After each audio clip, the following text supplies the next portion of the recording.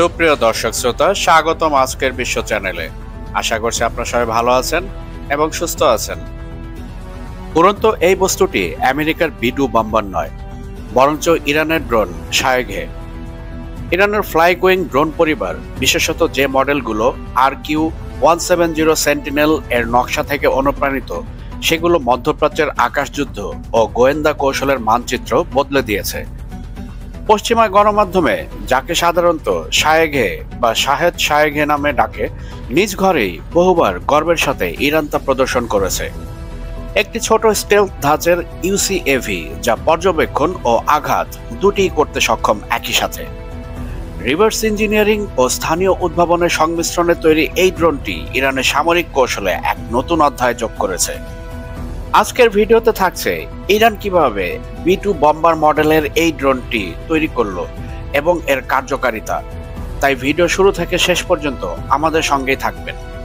ভিডিওর মূল পর্ব শুরু করার পূর্বে আপনাদের কাছে অনুরোধ থাকবে, আপনারা অবশ্যই আমাদের চ্যানেলটি সাবস্ক্রাইব করবেন এবং সেই সাথে সাথে অল বেল আইকন নোটিফিকেশনটি অন করবেন এবং আমাদের ভিডিও অবশ্যই লাইক ও শেয়ার করে আমাদের সাথেই থাকবেন। এই ড্রোনের গল্পটা একদিকে প্রযুক্তিগতভাবে এক ধাপ এগিয়ে যাওয়া, অন্যদিকে কৌশলগত প্রতিফলন। 2011 সালে ইরান আমেরিকার লকহেড মার্টিনের তৈরি যে RQ-170 সেন্টিনেল ড্রোনটি ভূপাতিত করেছিল, সেটি ছিল একটি অত্যাধুনিক আমেরিকান গোয়েন্দা প্ল্যাটফর্ম। এই ড্রোনটি ইরানের আকাশসীমায় নজরদারি বা গোয়েন্দা তৎপরতা চালাচ্ছিল। সেই অবস্থাতেই সিগন্যাল জ্যামিং করে ইরানের বিজ্ঞানীরা এই ড্রোনটি ভূপাতিত করে প্রায় অক্ষত অবস্থায়। ইরানের বয়স্ক প্রকৌশলীরা এটি বিশ্লেষণ করে নিজেদের মতো করে অনুকরণ ও অভিযোজন শুরু করে, ফলে গড়ে উঠতে থাকে ফ্লাইং উইং নকশার ড্রোন।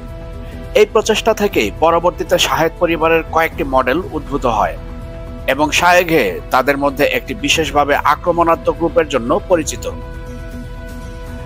শায়েঘের আকৃতি প্রথম দৃষ্টিতে এলিয়েন সদৃশ মনে হতে পারে, এটাই মূল উদ্দেশ্য।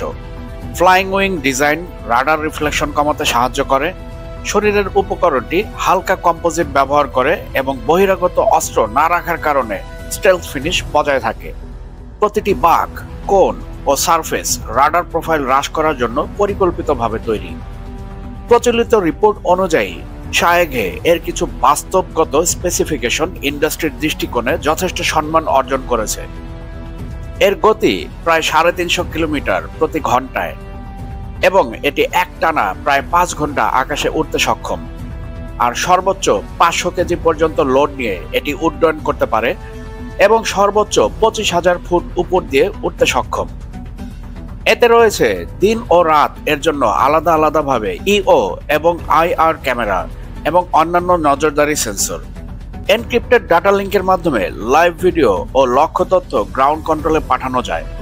অপারেটর চাইলে রিয়েল টাইম লক্ষ্য নির্ধারণ করে দ্রুত আক্রমণে রূপান্তরিত করতে পারে। এটাই এর প্রধান শক্তি: দেখা, সিদ্ধান্ত, আঘাত, দ্রুত এবং নিখুঁত। শায়েঘে 2 থেকে 4টি পর্যন্ত প্রিসিশন গাইডেড বোম ধারণ ও টার্গেটে নিক্ষেপ করে শত্রুপক্ষের অবকাঠামো ধ্বংস করতে সক্ষম। শায়েঘে এর একটি প্রধান সুবিধা হলো এর মোবাইল লঞ্চ ক্ষমতা। ট্র্যাক মাউন্টেড রেল থেকে ছোড়া যায়, রানওয়ের কোনো প্রয়োজনই পড়ে না। অবতরণের ক্ষেত্রে সাধারণত স্কিড বা ছোট প্যারাশুট ব্যবহৃত হয়, ফলে মরুভূমি বা সোজা সড়ক থেকে সহজেই অপারেশন চালানো যায়। এই মোবিলিটি সীমান্ত ও রিমোট জোনে বড় সুবিধা দেয়। এই স্টাইল ইরানের কৌশলগত প্রয়োজনের সঙ্গে খাপ খায়, বিশেষত সীমান্ত অঞ্চলে দ্রুত মোবাইল অপারেশন চালাতে। নির্ভুল আঘাত ও তথ্য পরিবহনে শায়েঘে এর সেন্সর প্যাকেজ ও এনক্রিপ্টেড লিঙ্ক খুবই গুরুত্বপূর্ণ। পূর্বেই বলেছি, দিন ও রাতের জন্য এর আলাদা আলাদা EO এবং IR ক্যামেরা সিস্টেম রয়েছে এবং নিয়ন্ত্রণ লিঙ্কের মাধ্যমে অপারেটররা সরাসরি লক্ষ্য নির্ধারণ ও রিলেটিভ কৌশল গঠনে সক্ষম। তাতে দেখা যায় যে এই ধাঁচের ড্রোনগুলো কেবল পরীক্ষামূলক স্পাই প্ল্যাটফর্ম নয়, বাস্তব যুদ্ধক্ষেত্রে কৌশলগত ভূমিকা পালন করতে পারে। একই সঙ্গে তারা আক্রমণাত্মক রোলও নিতে পারে।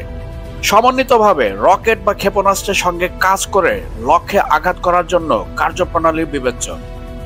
কিন্তু সবকিছু শুধু প্রযুক্তি নয়, রাজনীতি ও কৌশলও বড় ভূমিকা রাখে। শায়েঘে এর উপস্থিতি প্রতিবেশী দেশগুলো ও তাদের প্রতিরক্ষা নীতিতে প্রভাব ফেলেছে। কারণ স্টেলথ ধাঁচের ড্রোন অপারেশন অপেক্ষাকৃত কম খরচে গুপ্তচুরি ও প্রিসিশন স্ট্রাইকে সক্ষম। একই সঙ্গে এটি একটি প্রতিদ্বন্দ্বী অঞ্চলে স্বল্প রেঞ্জ ডোমেইনে নির্ভরযোগ্যতা বাড়ায়, কিন্তু এটিকে বিশ্বস্ত সুপার পাওয়ারদের B2 এর মতো সর্বজনীন ক্ষমতা হিসেবে দেখা ঠিক নয়, কারণ B2 হলো স্ট্র্যাটেজিক বিশাল পরিসরের বোমারু প্ল্যাটফর্ম, আর শায়েগে হলো ছোট ট্যাকটিক্যাল এবং এলাকা ভিত্তিক প্ল্যাটফর্ম। ইরান দীর্ঘদিন নিষেধাজ্ঞার মধ্যে কাজ করেছে, এর ফলে দিন দিন তার মধ্যে স্বনির্ভরতা গড়ে উঠেছে। ইরানের ভেতরেই ইঞ্জিন ও জটিল উপাদান তৈরির প্রোগ্রাম চলছে, তবে কিছু কিছু যন্ত্রাংশ এখনো আমদানি নির্ভর। সময়ের সঙ্গে সঙ্গে ঘরের ভিতরে নির্ভরশীলতা বাড়ানো হয়েছে, আর এটাই ইরানের মূল কৌশল: সীমিত অর্থনীতি ও বাইরের চাপের মাঝে টেকসই প্রযুক্তির বিকাশ। আজ গোটা বিশ্ব ইরানের এই ড্রোন প্রযুক্তিকে সমীহ করে চলে। এমনকি খোদ মার্কিন প্রেসিডেন্ট ডোনাল্ড ট্রাম্প শাহেদ সিরিজের ড্রোন উৎপাদনের দিকে তাদের সামরিক বাহিনীকে নজর দিতে বলেছেন, কারণ ইরানের এই ড্রোনগুলো কম খরচে উৎপাদিত হলেও এর ধ্বংসাত্মক ক্ষমতা অনেক বেশি। শায়েগে এর উত্থান ইরানের জন্য কেবল প্রযুক্তিগত অর্জন নয়, এটি প্রতিরক্ষা স্বাধীনতা, কৌশলগত বিচক্ষণতা ও আঞ্চলিক প্রতিপত্তির আয়নাও বটে।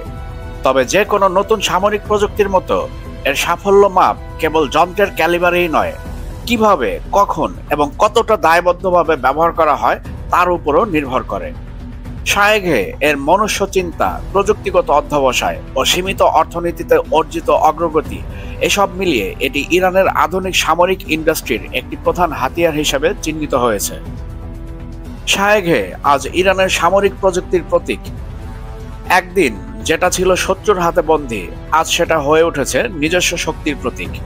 বজ্রপাতের মতোই দ্রুত আর ছায়ার মতোই অদৃশ্য, এটাই শায়েগে, ইরানের লাইটেনিং বার্ড। বন্ধুগণ, আজকের বিশ্ব আপনাদেরকে সঠিক সংবাদ প্রদানের জন্য বদ্ধপরিকর। তাই আমাদের ইউটিউব চ্যানেলের পাশাপাশি আজকের বিশ্ব .প্রেস এর যাত্রা শুরু হয়েছে, যেখানে আপনারা এক পাতাতেই পেয়ে যাবেন আন্তর্জাতিক সব গুরুত্বপূর্ণ খবর এবং সেই সাথে সাথে রাষ্ট্রীয় খবরগুলো।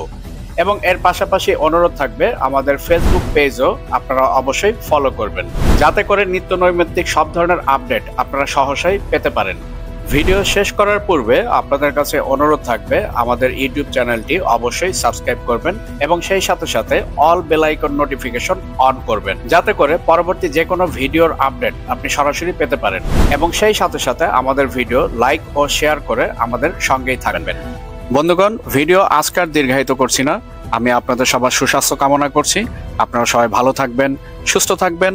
আজকের বিষয়ের সাথে থাকার জন্য আন্তরিক ধন্যবাদ।